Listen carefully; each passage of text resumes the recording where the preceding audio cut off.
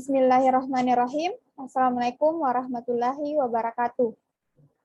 Saya Revi Mariska dari kelas D Akuntansi S1 2021. Di sini saya akan memaparkan secara singkat materi pengantar ilmu ekonomi. Pembimbing Sahada SPD MPD.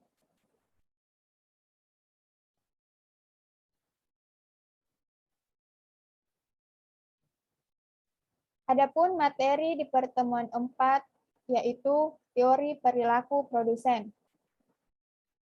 Pengertian. Produsen adalah orang yang menghasilkan barang atau jasa untuk dijual atau dipasarkan. Sedangkan produksi adalah usaha untuk menciptakan dan meningkatkan kegunaan suatu barang untuk memenuhi kebutuhan.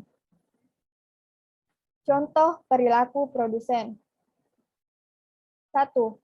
Mencari keuntungan dengan pemakaian modal seminimal mungkin, tapi dengan hasil semaksimal mungkin.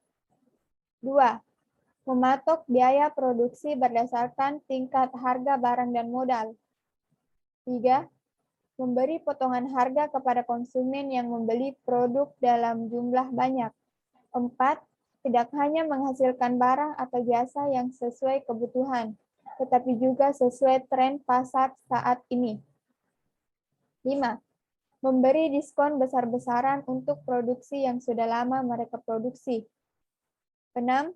Produksi juga mengadaptasi isu global atau keadaan sosial yang sedang terkenal saat itu untuk memasarkan barang atau jasa yang mereka jual. Faktor-faktor produksi. Ada 2 macam, yaitu faktor produk asli dan faktor produk turunan. Fungsi produksi.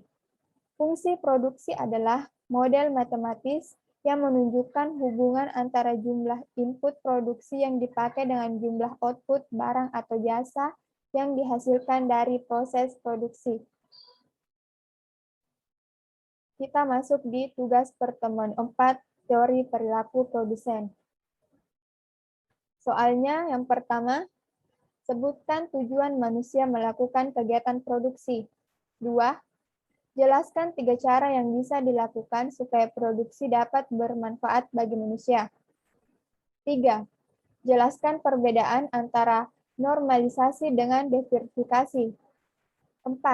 Jelaskan pengertian produksi dan berikan 3 contoh. Soal kasus. Pertama, dalam bidang pertanian seringkali terjadi gagal panen. Hasil-hasil pertanian dalam negeri tergilas oleh tingginya arus impor sembako, padahal industri pertanian adalah motor penggerak ekonomi yang dapat mendongkrak daya beli masyarakat. Pertanian itu sektor yang sangat strategis. Ada sekitar 50% orang Indonesia yang menggantungkan hidupnya pada sektor pertanian. Yang kita lihat saat ini, seperti komoditas kacang tanah, garam, jagung, dan sebagainya masih impor.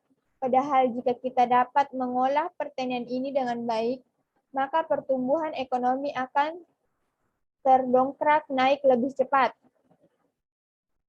Bagian A. Menurut kalian, sebutkan berbagai penyebab sering terjadinya gagal panen. B. Apa saja yang harus dilakukan oleh pemerintah dan rakyat supaya tidak terjadi gagal panen?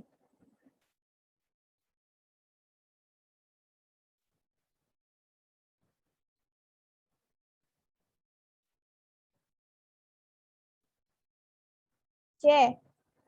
Betulkah negara kita sanggup hidup tanpa mengimpor hasil pertanian? Kemukakan pendapatmu. Nomor 2. Peredaran gula ilegal semakin menjamur di Indonesia. Tentu saja, siapa yang tidak tertarik bermain dengan si manis? Komoditas ini mendatangkan keuntungan sangat besar. Dengan biaya masuk resmi saja, importir gula dapat meraup untung hingga Rp200.000 per kilogram. Belum lagi apabila didatangkan melalui cara ilegal. Pemain bisnis gula dapat untung hingga Rp7.000 per kilogram. Akhirnya sudah ditebak, negara ditaksir menanggung kerugian hingga triliunan rupiah setiap bulan. Tim Sigi SCTV mencoba menelisik lika-liku penyelundupan gula ke Indonesia. Baru-baru ini, pada saat daerah lain di Indonesia karena gula pasir langka di pasaran, penduduk Kalimantan Barat justru tenang-tenang saja. Hal ini karena pasokan gula pasir sangat melimpah dan harganya juga relatif murah. Bagaimana bisa begitu? Kalimantan Barat ternyata dibanjiri oleh gula impor Malaysia dan Thailand. Penduduk di provinsi yang berbatasan langsung dengan Malaysia ini nyaris tidak dapat memperoleh pasokan gula pasir dan Pulau Jawa sebagai sentra penghasil gula nasional. Bagian A. Mengapa orang tertarik untuk mendatangkan gula secara ilegal? B. Mengapa gula gampang diselundupkan ke Indonesia? C. Menurut kalian, cara apa saja yang dapat dilakukan untuk mencegah terjadinya penyelundupan gula?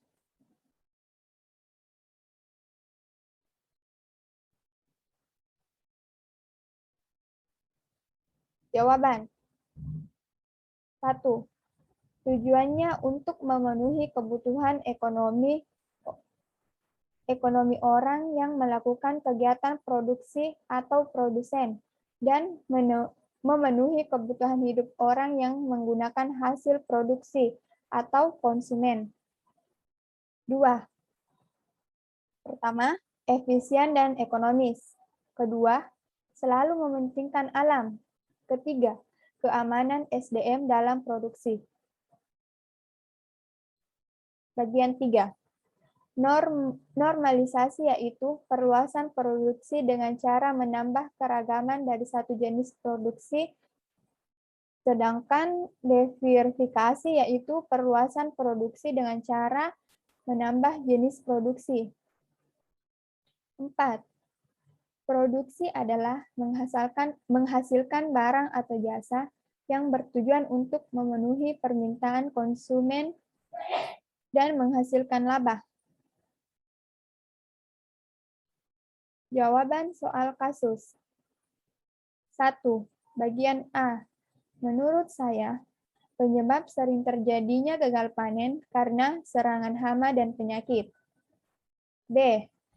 Rakyat harus bersinergi dan tidak mengedepankan ego sektoral. Pemerintah harus membuat kebijakan yang mampu mensejahterakan petani nasional dan tidak mengimpor beras dari negara lain. C. Menurut saya, negara kita sanggup karena kaya akan sumber daya alam. 2. Bagian A. Karena mendapat keuntungan sangat besar. B. Gula gampang diselundupkan ke Indonesia karena pengawasan pemerintah yang kurang ketat, ditambah lagi keuntungan yang besar. C. Menurut saya, dengan cara memperketat pengawasan pemerintah. Sekian dari saya, terima kasih. Wabillahi taufiq wal hidayah, wassalamualaikum warahmatullahi wabarakatuh.